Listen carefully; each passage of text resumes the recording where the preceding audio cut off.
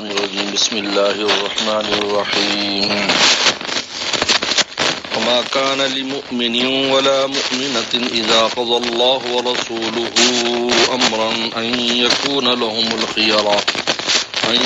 لهم الخيرة من أمرهم ومن يعص الله ورسوله فقد ضل ضلالا مبينا وإذ تقول للذي أنعم الله عليه وأنعمت عليه أمسك عليك زوجك واتق الله وتخفي في نفسك ما الله مبديه وتخشى الناس والله أحق أن تخشى فلما قضى زيد منها وطرا زوجناكها لكي لا يكون على المؤمنين حرج في أزواج أدعيائهم إذا قضوا منهن وطرا وكان أمر الله مفعولا صدق اللہ مولانا العظیم۔ اس سورہ احزاب میں جیسا کہ شروع سے عرض کیا کہ اس میں کہ عظیم مقاصد میں سے ایذائے رسول کی ممانعت کو بیان کرنا ہے کہ نبی کریم صلی اللہ علیہ وسلم کی ذات کو کسی درجے میں بھی ایذا نہ دی جائے۔ تو اس میں سب سے پہلے منافقین اور یہودیوں کی ایذا کا ذکر تھا، اس طرح غزوہ احزاب میں انہوں نے رسول اللہ صلی اللہ علیہ وسلم کو ایذا پہنچائی، اور اس کے بعد پھر مخلصین کی طرف سے نادانستہ طور پر جو ایذا پیش آتی اس کا بیان ہوا۔ ازواج مطہرات نے مطالبہ رکھ دیا فتح خیبر کے بعد کہ ہمارا نان نفقہ بڑھایا جائے، تو رسول اللہ صلی اللہ علیہ وسلم کو ایذا محسوس ہوئی، تو اللہ تعالیٰ نے اس پر سخت رد فرمایا کہ ایک چیز اختیار کر لو، یا رسول اللہ کو اختیار کر لو یا دنیا کو اختیار کر لو۔ لیکن الحمدللہ ازواج مطہرات سب اللہ والی تھی، ان نے فوراً ہی رسول اللہ کی ذات کو اور آخرت کو اختیار کیا۔ ان کے بہت فضائل پھر اللہ تعالیٰ نے بیان کی، اور ان کی یعنی آیت تخیر کے بعد آیت تطہیر نازل کی ان کے لیے کہ ہم نے تمہیں پاک کر دیا، بہت بڑی بشارت اس میں آئی۔ تو اب یہاں پر بھی اس قسم کا ایک واقعہ ہے جس میں ایذائے رسول ہوئی، جس پر یہ آیات نازل ہوئی کہ حضور صلی اللہ علیہ وسلم کے آزاد کردہ غلام حضرت زید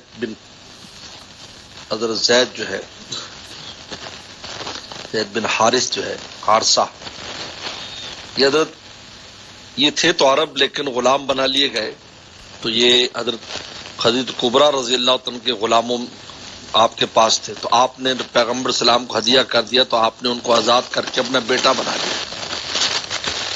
تو یہ زید بن محمد کے نام سے بہت معروف تھے، وسلم اپنے بیٹی کی طرح ان کے ساتھ سلوک کرتے تھے۔ تو پیغمبر صلی اللہ علیہ وسلم نے ان کی شادی کے لیے زینب بنت جہش جو آپ کی پھوپھی ذات بہن تھی ان سے رشتہ ڈالا کہ آپ ان سے رشتہ کریں، لیکن چونکہ یہ ایک غلامی سے آزادی میں آئے تھے، تو اگرچہ یہ خود عرب تھے اور ایک قوم قبیلے سے تعلق تھا، بعد میں ان کے والدین بھی آ گئے، سب کچھ آ گیا۔ وہ بڑا عجیب واقعہ ہے، جب والد آئے اور سب آئے تو پیغمبر فرمایا تم چلے جاؤ، نے کہا کہ میں رسول اللہ کو چھوڑ کے نہیں جا سکتا۔ وہ بہت عظیم الشان ان کی ایک عجیب فیصلہ اللہ نے خود کرایا، تو آج قرآن مجید میں ان کا نام آ گیا، واحد صحابی جن کا تذکرہ وضاحت کے ساتھ قرآن میں موجود ہے۔ تو جب رشتہ ڈالا تو حضرت زینب اور ان کے بھائی عبداللہ بن جہش رضی اللہ تعالیٰ عنہ جو غزوہ احد میں شہید ہوئے ہیں، اور تو انہوں نے اس کو قبول نہیں کیا اس رشتے کو، تو پیغمبر صلی اللہ علیہ وسلم کو تکلیف ہوئی، اس پر یہ آیات نازل ہوئی کہ جب اللہ رسول فیصلہ کر دے تو پھر کسی مومن اور مومنہ کو اختیار نہیں ہے، اللہ رسول کی بات کے مقابلے پر کوئی اختیار نہیں ہے۔ یہ آیات نازل ہوئی تو فوراً راضی ہو گیا کہ ٹھیک ہے، حضرت زید رضی اللہ تعالی عنہ سے نکاح ہو گیا۔ لیکن ان کے مزاج میں موافقت نہیں آئی، کیونکہ وہ اونچے خاندان کی تھی، قریش کی، ان میں ناز تھا اور ناز ہونا بھی چاہیے، وسلم کے خاندان کی تھی. تو حضرت زید رضی اللہ تعالیٰ عنہ کو جو وہ موافقت نہیں ہوئی، بہت پریشان ہوئے. اس سے بھی پیغمبر صلی اللہ علیہ وسلم کو بہت تکلیف ہوئی. روزانہ آ جاتے تھے، روتے تھے کہ وہ میرے ساتھ یہ سلوک کرتی ہے. کیونکہ حضرت زینب رضی اللہ تعالی عنہ جو ہے وہ بہت یعنی طلاقت لسان خوب تھی، ان میں بڑی فصاحت بلاغت تھی بات کرنے میں. ان میں ازواج مطہرات میں آنے کے بعد بھی جو 2 جماعتیں بنی، تو ایک جماعت کی جو ہے وہ امارت، اور ایک جماعت کو جو ہے وہ ان کے لیڈر حضرت اما عائشہ صدیقہ رضی اللہ عنہا تھی، اور دوسری کی حضرت زینب بنت جحش تھی، کیونکہ دونوں ایک اپنے نام و نسب کے اعتبار سے اونچی تھی دونوں. باقی سب ان کے پیچھے رہتے تھے، وہ مطالبہ ہوتا تو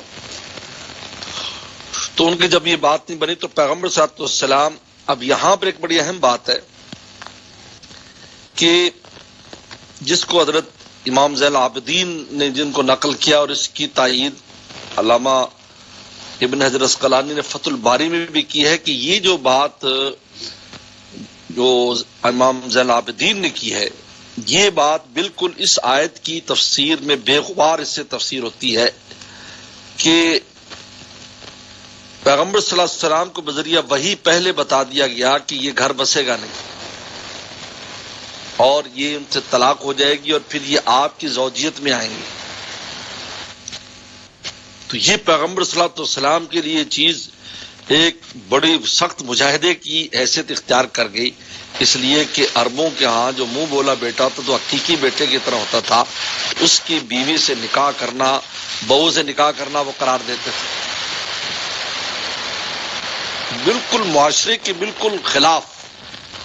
یعنی ایک تو پہلے بات کہ ایک آزاد غلام کے ساتھ ایک نام و نسب والی اس کی، یہ بھی کوئی اتنا آسان کام نہیں تھا، لیکن خیر یہ تو ہو گیا. اب اس کے بعد اس سے طلاق. یہ جب آپ پر وحی آئی تو پیغمبر صلی اللہ علیہ وسلم کو بہت اس کے بارے میں تشویش سی بھی ہو گئی کہ لوگ معاشرے میں باتیں کریں گے، کیونکہ اس قسم کا طبعی خوف پیغمبر کو بھی ہوتا ہے. یاد رکھیں، ایک ہوتا ہے طبعی خوف، وہ ایک الگ چیز ہے، اور ایک ہوتا ہے پھر ایمانی حکم. اور قرآن مجید میں دونوں کے نظارے موجود ہیں کہ طبعی خوف حضرت موسیٰ علیہ السلام کو ہوا سام سے، لیکن جب حکم ہوا کہ آپ پکڑ لو اس کو تو جا کر پکڑ لیا. پہلے طبعی خوف تھا تو بھاگے، ولم جو آپ کے پیچھے مڑ کے بھی نہیں دیکھا. تحتزو کانا جان واللہ مدبرن ولم جو آپ کے، لیکن جب حکم ہوا کہ نہیں آپ جا کر پکڑو تو فوراً اس کے منہ میں ہاتھ دے دیا، حکم آ گیا. اب نہیں، انی لا اخاف لدی المرسلون. حضرت موسیٰ السلام حضرت ہارون السلام کہا کہ انا نخاف ان یفرط علینا او یطغی، یہ ہم پر ہاتھ ڈال دے گا اور ہمیں فرعون طاقت رکھتا ہے. فرمایا کہ نہیں، انی معکما اسمع و ارى، کوئی غم. پھر چلے گئے میدان میں اترا ہے. یہ تو طبعی خوف تو پیغمبروں کو بھی لاحق ہوتا ہے، کیونکہ ان کے اندر بشریت بھی ہوتی ہے. تو طبعی خوف آپ کو تھا کہ لوگ کیا باتیں کریں گے. بھی اپنی جو ہے وہ بیٹے کی بیوی سے نکاح کر لیا. بیٹے کی بیوی تو شریعت میں جو حقیقی بیٹے کی بیوی ہے وہ تو نکاح کرتے ہی حرام ہو جاتی ہے، یعنی نکاح کرتے ہی رخصتی نہ بھی ہو نکاح سے حرام ہو جاتی. تو آپ کے دل میں تو اللہ تعالیٰ فرمایا کہ اور آپ اپنے دل میں بات چھپاتے تھے. یعنی کیا بات چھپاتے تھے اپنے دل میں؟ آپ یہ چھپاتے تھے کہ میرا ان سے نکاح ہوگا بعد میں، یہ وہی آئی تھی، یہ بات چھپاتے تھے. اللہ فرماتے ہم نے اس کو ظاہر کرنا تھا، چنانچہ ظاہر کر دیا. زوجنا کہا، ہم نے نکاح کر دیا، جاؤ ہو گیا. آسمانوں پر نکاح کرا دیا، زمین پر نکاح، آسمانوں پر زوجنا کہا، ہم نے نکاح کر دیا، یہ ظاہر ہو گیا. اب یہاں پر باطل پرستوں نے اور بہت سے لوگوں نے ایسی جھوٹی روایات یہاں پر ڈالی جو آپ عام جو تفسیروں کی اس میں دیکھو گے کہ روایتیں کی گئیں کہ پیغمبر صلی اللہ علیہ وسلم کہ جب حضرت جو ہے وہ رخصت ہو کر آئیں، حضرت زید کی بیوی بن کر جب آئیں گھر میں تو پیغمبر صلی اللہ علیہ وسلم نے ان کو دیکھ لیا. یعنی یہ روایت بنائی گئی، جب آپ کو دیکھا تو آپ عاشق ہو گئے حضرت زینب کی. تو آپ کے دل میں ان کی محبت اور عشق آ گیا، یہ انہوں نے دل میں بات چھپائی تھی، اور آپ چاہتے تھے کہ یہ نہ بسے تو میں اس سے نکاح کر لوں، نعوذ باللہ۔ یہ اس کے باطل ہونے کی سب سے بڑی دلیل جو ہے، دو سب سے بڑی دلیلیں۔ ایک پہلی دلیل تو یہ ہے کہ رسول اللہ کی پھوپھی ذات بہن تھی، پردہ نہیں تھا تو کیسے نہیں دیکھا ہوگا پہلے؟ کیسے نہیں دیکھا ہوگا کہ جو پہلی دفعہ دیکھا کو باہر سے تو نہیں آئی تھی، اسی میں وہیں رہتی تھی، مکہ شریف میں آپ رہتے تھے، مکہ میں وہ، تو لہذا یہ بالکل یعنی عقل کے بھی خلاف ہے اور واقعات کے بھی خلاف ہے کہ پیغمبر اسلام نے تو ان کو 20 بار دیکھا ہوگا، کیونکہ اس وقت تو پردے حکم بھی نہیں تھا، اور آپ نے اسی وجہ سے تو رشتہ دیا۔ آپ کہیں دیکھتا ہے فلاں کی بچی اچھی ہے یا سنتا ہے تو اپنے بیٹے کا رشتہ ڈال دیتا ہے وہاں پر، ہے؟ تو لہٰذا یہ کہنا، اور دوسری بات کہ اللہ فرماتے ہیں کہ اللہ تعالیٰ اس کو ظاہر کریں گے جو بات آپ دل میں چھپائے ہوئے ہیں۔ قرآن کی کسی آیت میں یہ ذکر نہیں ہے کہ آپ کے دل میں اس کی محبت تھی لہذا ہم نے نکاح کر دیا، کہیں اس کا ذکر نہیں ہے، بلکہ نکاح کرنے کا ذکر ہے۔ یہ وہی تھی جو آپ کو پہلے آئی کہ آپ کا نکاح ہوگا، لہذا اللہ نے اس کو ظاہر کر دیا۔ اگر محبت کہیں ہوتا تو اللہ کا وعدہ کہاں گیا؟ تو فی نفسی کا ملا مبدی، تو دل میں وہ چھپا رہا تھا بات جس کو اللہ ظاہر کرنے والے تھے، تو ظاہر کرتے، کہیں کسی آیت میں اشارہ ملتا؟ کوئی تعویل کر کے کم از کم ہو جاتا بھی چلو تعویل کے ذریعے کر لیں کہ یہاں رسول اللہ صلی اللہ علیہ وسلم کے اس عشق اور محبت کا بیان ہے، لیکن وہ کیا ہے؟ آگے جا کے نکاح کا ذکر ہے۔ اور یہی بات امام زین العابدین فرماتے تھے کہ آپ پر وحی آئی تھی، آپ پر وحی آئی تھی کہ آپ کا ان سے نکاح ہوگا، اور ان دونوں چیزوں میں، ان دونوں کاموں میں اللہ تعالیٰ نے دو بہت اہم احکام، دو بہت اہم معاملات حل کیے ہیں۔ پہلا یہ کہ نام و نسب کی جو اہمیت ہے اس کو ختم کیا ہے کہ اس مومن کا مسلمان سے نکاح ہونے میں بہت نام و نسب ہی کو رکھا جائے سامنے، یہ نہیں ہے بلکہ اصل تقوی للہیت، نیکی اصل ہے، اس کو سامنے رکھا جائے۔ بعد میں ساری چیزیں حدیث میں آتا ہے کہ حدیث میں عزیز شریف میں آتا ہے، بخاری شریف میں آتا ہے کہ جس کو اس کا عمل آگے نہیں بڑھا سکتا ہے، اس کا نسب بھی اس کو آگے نہیں بڑھا سکتا۔ اگر عمل میں آگے نہیں ہے تو نسب آگے نہیں بڑھا سکتا۔ منبتا بھی عمل ہو لم یسرے بھی نسب ہو، کہ جس کا عمل نے اس کو پیچھے ڈال دیا ہے اس کا نسب اس کو آگے نہیں کر سکتا۔ تو ایک تو اس کا رد ہوا کہ ایک آزاد کردہ غلام کے ساتھ ایک جو ہے نام و نسب والی خاتون کا نکاح ہوا۔ دوسرا منہ بولے بیٹا، بتایا کہ منہ بولا بیٹا ویسی ایک رسمی چیز ہے، اس کی کوئی حقیقت نہیں ہے۔ چنانچہ آپ کی ازواج زوجیت میں لا کر بتا دیا کہ حقیقی بیٹے والا حکم اس کا نہیں ہے، لہذا زید بن محمد کی بجائے پھر ان کو زید بن حارثہ پکارا جاتا تھا۔ دوسری آیات میں جب حکم آیا کہ ادعوا لآبائہم، ان کو ان کے باپوں کے نام سے پکارو، بلکہ مفسرین نے لکھا ہے کہ حضرت زید کا جو یہاں پر نام آیا ہے، دراصل حضرت زید جو ہے جو ان کو زید بن محمد کہتے تھے، تو جب آیت اتری تو لوگ زید بن حارثہ کہنے لگے، تو ان کو بڑا غم اور صدمہ تھا کہ رسول اللہ کی طرف پہلے ایک ابنیت کی نسبت تھی لیکن وہ منقطع ہو گئی، تو اللہ نے ان کی تسلی کے لیے ان کا نام قرآن میں نازل کر دیا۔ مفسرین نے بات لکھی ہے کیونکہ اللہ تعالیٰ کو اپنے پیاروں کا غم جو ہوتا ہے نا جی، وہ فوراً اس غم کو بدعویٰ کر دیتے ہیں۔ یہ ان کو یہ غم تھا لہذا ان کا نام زید لے آئے، حالانکہ باقی ساری صحابہ کی صفات لائے، نام نہیں لائے۔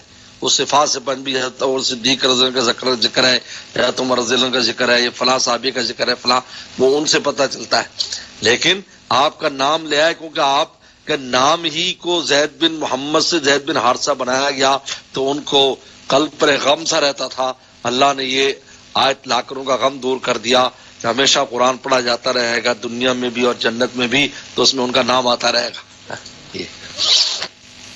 تو دو اہم معاملات، اس لیے ہمارے استاد مفتی ولی حسن صاحب ٹونکی رحمۃ اللہ علیہ عجیب بات فرماتے تھے کہ جو کام پیغمبر کی شان پیغمبری پر عیب نہیں تھا، اللہ نے وہ کام نبی سے خود کرایا، اور جو جیسے نماز میں بھول گئے کیونکہ اس سے شان پیغمبری پر کوئی فرق نہیں آتا کیونکہ بشریت بھول جاتا ہے، اب نماز تو احکام آ گئے، بھولنے کے حکام آ گئے، یہ شادی نکاح کرا دیا، اسے شان پیغمبر کو فرق نہیں آتا۔ لیکن جن کاموں کا شان پیغمبری میں فرق آتا تھا وہ صحابہ سے کرائے۔ صحابہ سے چوری ہو گئی، اب رسول اللہ صلی اللہ علیہ وسلم میں رہنے والے سے کیسے چوری ہو، لیکن تاکہ حدود کا نفاذ عملی طور پر ہو جائے۔ عجیب بات ہے، اس لیے فرماتے تھے یہ سمجھو اللہ تعالی نے ایک نظام کے تحت یہ کام ان سے کرایا تاکہ حدود کا نفاذ عملی ہو جائے، بعد میں آنے والا کوئی تعویل نہ کر سکے۔ کیونکہ آج تو تعویل بھی ہو جاتی نا، ہاتھ کاٹنے کا معنی کوئی اور کر دیتے، جی ہاتھ کاٹنے سے مراد یہ ہے کہ اس کو جیل میں ڈال دو، بیکار کر دو، کام نہ کرے۔ فلانے یار فلانے کے تو ہاتھ کٹ گئے، ہاتھ کٹنے کا مراد یہ ہے کہ وہ اپنا سارا کچھ اس کے حوالے کر چکا ہے، اس کے پاس کوئی چیز نہیں ہے، اس کو ہاتھ تو یہ مانا کر لیتے، پتھر مارنے کا کوئی اور مانا کر لیتے۔ لیکن صحابہ اکرام سے وہ اعمال کرا کر عملی طور پر نفاذ کر دیا، اور پھر ساتھ رسول نے اتنی فضیلت بیان کی۔ جو ہے معاذ اسلمی سے جو بدکاری کا وہ واقعہ ہوا اور ان کو پتھر مارے گئے، تو نے فرمایا لقد تاب توبۃ، ایسی توبہ کی ہے کہ اہل زماں پر تقسیم کر دی جائے تو سب کی قبول ہو جائے۔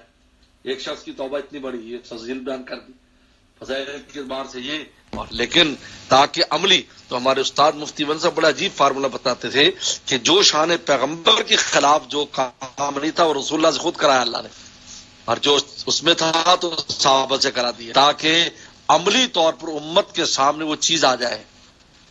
کیونکہ قول اور عمل، جب ایک آدمی قول کر کے اوپر عمل بھی کرتا ہے تو پھر کوئی گنجائش تعویل کی نہیں رہتی اس میں۔ قول میں تو تعویل کی گنجائش ہے، عمل میں تعویل کی گنجائش نہیں، تو انسان دیکھ رہا کر دیا عمل، سامنے ہمارے بھی ایسا کیا ہے، اس میں کیا وہ تعویل کرے گا۔ اس لیے تو یہ واقعہ یہاں پر بیان ہوا ہے، تو یہ بڑی بے غبار اس میں تفسیر ہے۔ لہذا پہلے تو وہ ہے وما کان للمؤمن ولا مومنہ، نہ کسی مومن کے لیے جائز ہے، رواداری ہے اور اجازت ہے، اور نہ مومنہ کے لیے اذا قضى اللہ رسول امرا، کہ جب اللہ رسول کو فیصلہ کر لیں یقول لهم الخيرۃ من امرهم، تو ان کو اپنے کام میں کوئی اختیار ہو، اس کی کوئی گنجائش نہیں۔ خیارات من امرهم، ان کو اپنے کام میں کوئی گنجائش ہو، اس کی بالکل گنجائش نہیں ہے۔ جب اللہ رسول فیصلہ، جب اللہ نے فیصلہ کر دیا، رسول فیصلہ کر دیا اب اس کا نکاح کر دو زید سے، تو اب جو ہے اہل خانہ کے لیے حضرت زینب بنت جحش کی کوئی گنجائش نہیں۔ یہ تو ایک واقعہ ہوا۔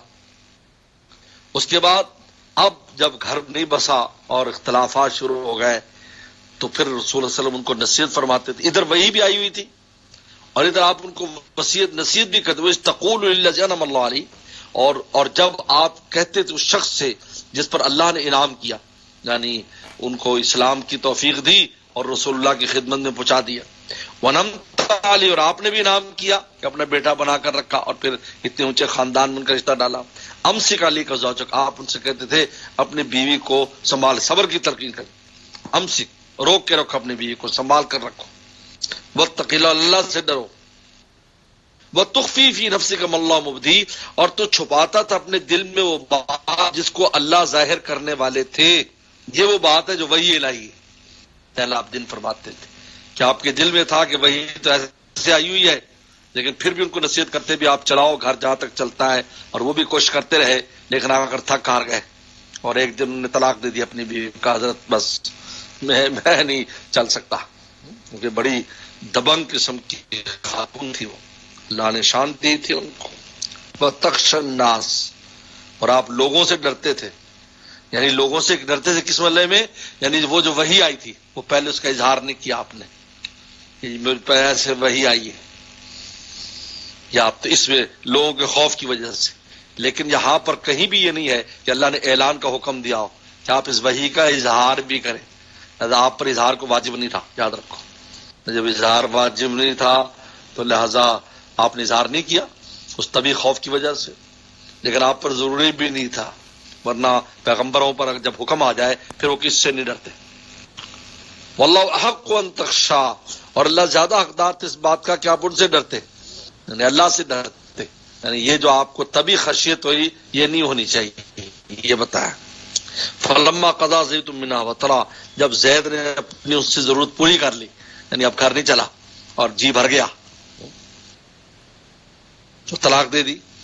طلاق دینے کے بعد بلکہ یہاں لکھا ہے مفسرین نے کہ پیغمبر صلی اللہ علیہ وسلم کو چونکہ وہی آئی تھی نا، اور پھر وہی آنے کے بعد اب آپ نے جب طلاق ہو گئی تو اب آپ نے رشتے کے لیے بھی زیدی کو بھیجا.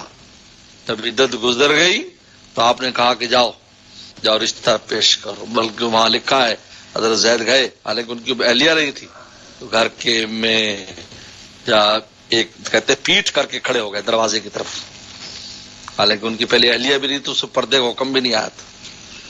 پیٹ کر کے کھڑے ہو گئے، کہا کہ رسول اللہ صلی اللہ علیہ وسلم نے آپ کے لیے رشتہ بھیجا. میں نے کہا میں اللہ سے استخارہ کروں گی، اللہ سے مشورہ کروں گی. تو انہوں نے استخارہ کیا، تو چونکہ اللہ پر ڈال دی تو اللہ تعالیٰ نے پھر زمین والوں کو بیچ میں رکھا ہی نہیں، اپنی ولایت خاصہ اختیار کرتے فرشتوں کی موجودگی میں نکاح پڑھا دیا، نکاح کر دیا. جب آسمان سے وحی آ گئی تو جا کر وحی سنائی پیغمبر سلام کو، پہلے ان کو آیات بھیج دی گئیں تو تیار ہو گئی اور رسول اللہ جا کر رخصتی کرا کے لے آئے. آپ گئے اور بغیر اجازت کے گھر میں چلے گئے، جیسے انسان اپنے گھر میں جاتا ہے، اور ان کو وہاں سے رخصت کر کے لے آئے. بڑا عجیب ہے.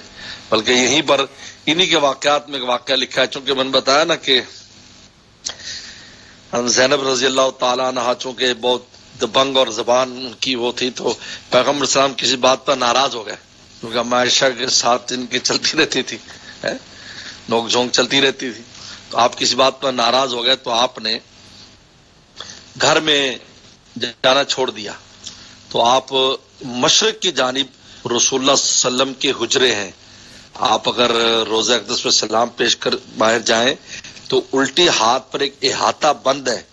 یہ اصل میں ازواج مطہرات کے حجرے تھے، ایک کالونی تھی پوری، چھوٹے چھوٹے مکان تھے، 8-9 مکان تھے پیچھے. اما عائشہ کا حجرہ آگے تھا اور اس کے پیچھے فاطمہ الزہرا کا مکان تھا. تو اس کے پیچھے پوری کالونی تھی، چھوٹے چھوٹے مکان، چھوٹے چھوٹے تھے، پیچھے چھوٹا صحن اور آگے کمرہ چھوٹا صحن، اس طریقے پر مکان تھے. تو پیغمبر صلی اللہ علیہ وسلم ناراض ہو گئے تو حضرت زینب نے سمجھا کہ شاید مجھے چھوڑ دیا، کافی دن ہو گئے. تو اپنا سامان وغیرہ باندھ کر ایک دن اپنا سامان باندھ لیا کہ میں چلی جاتی ہوں. تو وہ اس طرح حجرے تھے نا جی، آگے چھوٹا چھوٹا صحن حجرے، اور صحن اتنا اونچا نہیں ہوتا تھا، جس میں دو صحن ہوتے تھے. ایک صحن آگے ہوتا تھا عربوں کا جس میں چھوٹی دیوار ہوتی تھی جس میں بیٹھ کر دوست گپ شپ کرتے تھے، اور ایک پیچھے صحن ہوتا تھا جو بند ہوتا تھا جس میں اپنے کھانا پکانا یا جو بھی ہے کپڑے شپڑے دھونا وہ کرتے، بیچ میں حجرہ ہوتا تھا. یہ طریقہ کار تھا. تو یہ جو صحن تھا اس کے دروازے میں وہ اماں بیٹھی تھی. یکدم انہوں نے دیکھا کہ کسی مرد کا سایہ داخل ہو رہا ہے چاند کی وجہ سے. چاندنی رات تھی تو چاند، یعنی یہ مشرق ہے نا، یہ مشرق ہے مثلا، تو جب چاند ادھر ہے، رات گزر چکی تھی، کافی بیت گئی تھی، تو ایسے جب آئیں گے تو سایہ آئے گا نا. تو انہوں نے دیکھا کسی مرد کا سایہ داخل ہو رہا ہے گھر میں، تو ڈر گئی، کون ہے؟ تو دیکھا رسول اللہ صلی اللہ علیہ وسلم تھے. اس حدیث کو اس بات پر دلیل بنایا گیا کہ رسول اللہ کا سایہ تھا. یہ دلیل ہے، وسلم کا سایہ تھا کہ آپ کو چاند اس میں سایہ، وہ چاند سے سایہ پڑا، آپ کی اس طرف چاند تھا، ایسی بلڈنگیں تو تھی نہیں. تو وہ انہوں نے کہا شاید کوئی مرد گھر میں آ رہا ہے، تو دیکھا رسول اللہ آ گئے. تو پھر وہ تو بہرحال تو انہوں نے پیغام بھیج تو تیار ہو گئے، تو پیغمبر صلی اللہ علیہ وسلم ان کو جا کر لے آئے. تو اس لیے فلما قضیت منا وطرا، جب زید نے اپنی ضرورت پوری کی زوجنا کہا، اللہ فرماتے ہم نے اس کا آپ سے نکاح کر دیا. میں یہ آیات اتر گئی، اوپر نکاح پڑھایا گیا، زمین پر یہ آیات اترے. اس میں حکمت کیا ہے؟ لکھا لا یکون المؤمنین حرج، تاکہ ایمان والوں پر تنگی نہ اس بات میں، فی ازواج ادعیاہم، اپنے منہ بولے بیٹوں کی بیویوں کے بارے میں، اذا قضوا منہن وطرا، جب وہ اپنے اس سے ضرورت پوری کر لیں تو پھر اس سے منہ بولا جو باپ تھا وہ نکاح کر سکتا ہے. کان امر اللہ مفعولا، اور اللہ کا حکم تو ہونے ہی والا تھا، یعنی اللہ تعالیٰ اپنے حکم کو ہر صورت میں ظاہر کر کے رہتے ہیں. تو یہ واقعہ ہے، بھی چل رہا ہے اسی سے متعلق کہ آگے جا کر پھر اللہ تعالیٰ نے ان پر رد کر دیا. آگے آیات میں آ رہا ہے کہ جو لوگ کہتے ہیں کہ یہ بیٹے سے کہا کہ رسول اللہ کا تو کوئی بیٹا ہی نہیں تھا. قرآن نے کہا مَا كَانَ هُمَا أَبَا أَحَدٍ مِّن رِجَالِكُمْ، کسی مرد کے باپ ہی نہیں ہے. جب ان کا بیٹا ہی نہیں ہے تو بہو کا یہاں سوال ہی پیدا نہیں ہوتا. لہذا اس وجہ سے اس قسم کی باتیں کرنے کی ضرورت نہیں ہے. باقی منہ بولا ہے، زبانی کلامی باتیں ہیں، زبانی کلامی باتیں حقیقت نہیں ہوا کرتی. صدق اللہ العظیم.